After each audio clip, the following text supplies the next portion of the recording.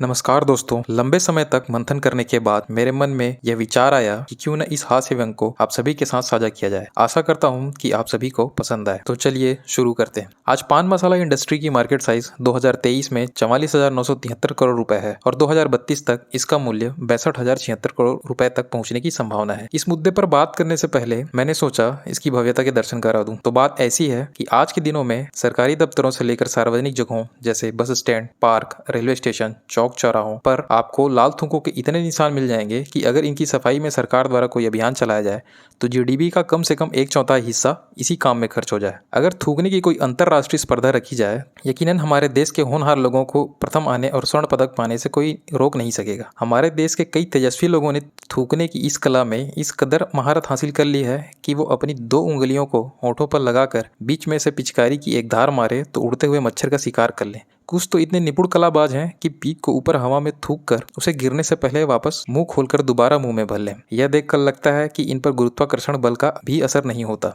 कई महापुरुष तो इतने तेजस्वी हैं कि सड़क किनारे चलते हुए भी थूकेंगे सड़क पर ही।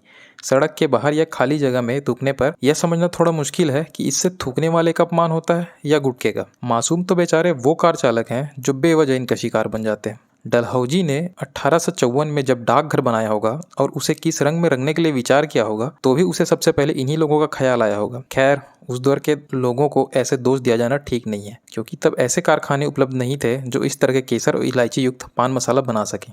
चलो, इस बात से कम यह तो सिद्ध होता है कि उस समय के डाकघरों को असली रंगों से रंगा गया होगा। असली माजरा तो तब शुरू हुआ होगा जब 1991 के एलपीजी सुधार के बाद सरकार ने लाल रंग के सरकारी भवनों और स्मारकों को इन्हीं लोगों को संविदा में नौकरी पर लगाकर इनसे रंगवाया होगा।